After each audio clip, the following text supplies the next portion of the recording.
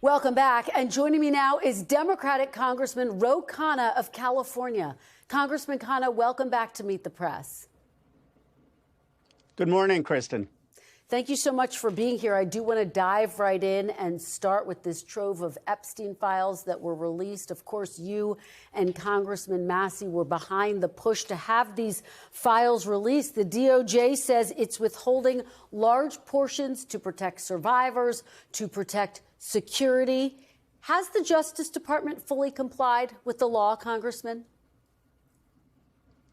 No, they haven't. They've released, at best, half the documents. But even those shock the conscience of this country. I mean, you have some of the most wealthy individuals, tech leaders, finance leaders, politicians, all implicated in some way, having emails about wanting to go to Epstein's island, knowing that Epstein was a pedophile. It's frankly one of the largest scandals, in my view, in our country's history, and there is a demand for elite accountability. But the survivors' lawyers that I've talked to have said that the survivors are still upset. They're upset that many of their names accidentally came out without redactions, and they want to make sure the rest of the files come out. You're talking about some of those big names being implicated. Are you suggesting that there should be more charges filed? Because at this point in time, no new charges have been filed against anyone. I do think the prosecution needs to look at seriously bringing charges, but there are two different issues here, Kristen. There's some people who committed crimes, and that needs to be looked at. And we need to understand who were some of the associates of Jeffrey Epstein. Those names haven't come out. In fact, they were covered up. We need to understand who may have abused or raped underage girls. But then there's a broader issue, and that is that there are rich and powerful people who may not have committed a crime, but who are emailing Jeffrey Epstein well after he's a pedophile, talking about going to his island, talking about wanting to participate in wild parties. And the American people are asking, how are rich and powerful people living in this country? What moral code are they living by? Some of those revelations are deeply disturbing. Well, let me ask you about what comes next from your perspective. You've threatened contempt charges and even impeachment for Attorney General Pam Bondi, and I wonder, are you at a point where you are prepared to move forward with contempt and impeachment charges against the Attorney General? Well, as you know, Kristen, Thomas Massey and I brought this up in middle of December. We still have not moved on it because we are trying to give the Justice Department some benefit of the doubt. They did do a release that was significant. I mean, this is the most documents that we have seen released so far in history, but it is not good enough. And so Thomas Massey and I have requested a meeting with the Deputy Attorney General. He said he's open to meeting with members of Congress. He's said he's open to explaining why the redactions were done. So I hope that we will have a meeting. If we don't get the remaining files, if we do not get the remaining 302 forms, the remaining prosecution memo from 2019, and if the survivors are not happy, then Thomas Massey and I are prepared to move on impeachment or contempt. Okay, well, let me ask you about another aspect of this. Former President Bill Clinton, who is named in the Epstein files, and former Secretary of State Hillary Clinton have refused to comply with the House subpoenas in the Epstein investigation. We should note nearly half of your Democratic colleagues in the Oversight Committee voted to hold the former president in contempt.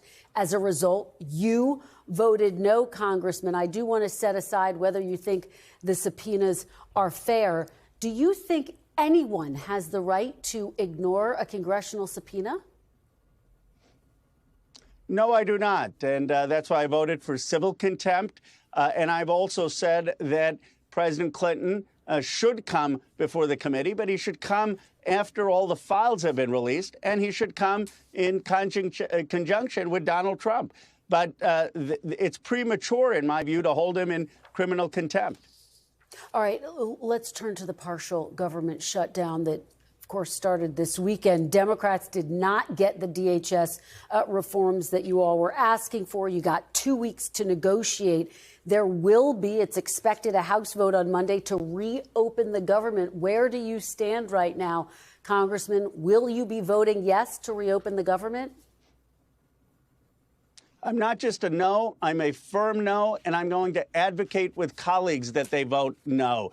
Look, Bernie Sanders introduced an amendment, and he said, let's repeal the additional $75 billion that ICE has. That's triple the budget. And that amendment, every single Democrat voted for it. It was not included in the package. I just don't see how in good conscience Democrats can vote for continuing ICE funding when they're killing American citizens, when there's no provision to repeal the tripling of the budget. I hope my colleagues will say no. But you're prepared to shut down the government for an extended period of time after the longest government shutdown in U.S. history over this, Congressman?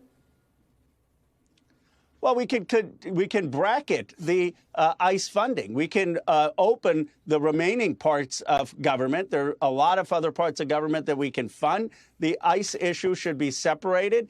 And certainly, I don't think we can be giving an additional dollar to an agency that is patrolling the streets of not just immigrants, American citizens. I was in Minneapolis.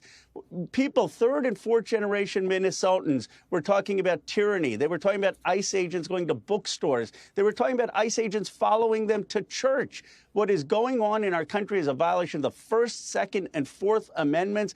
I just, in good conscience, cannot vote to give more money to ICE agents as they're violating our constitutional rights. All right. You have joined more than 80% of House Democrats in calling for the impeachment of Homeland Security Secretary Kristi Noem over her handling of Minneapolis if she doesn't resign first. Some of your colleagues, including Senator Gary Peters, saying that impeaching Noem actually won't address the root of the problem. So let me put that question to you. How does impeaching Secretary Noem address the real root causes here?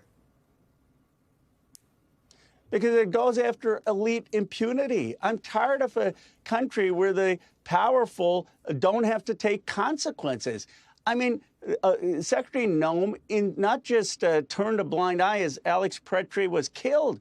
They didn't talk about the facts after it. They insulted Alex Pretrie's death to the point that, read the parent statements, as many of your viewers have. They're outraged that their 37-year-old nurse is killed, and then their son is killed, and then the government is insulting their son. There has to be accountability. Do I think impeaching Kristi Noem is going to solve the issue of ICE? No, but it's going to send a signal that you can't wield power without a check in this country, and that's what we have with ICE agents, smashing windows, following people to churches. Congressman, just finally, the Trump administration requested voter rolls from 24 states and the District of Columbia. And this week, as you know, sent FBI agents to execute a search warrant at an election center in Georgia. Do you have confidence that the 2026 midterm elections will be free and fair?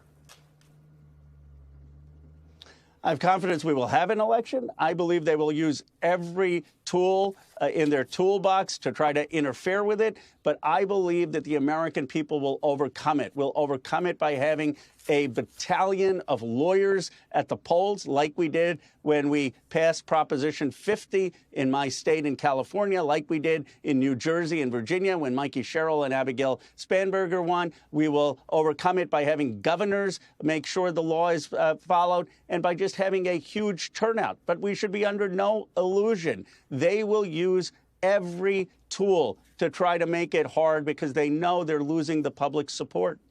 All right. Congressman Khanna, thank you so much for joining us this morning. Thank you, Kristen.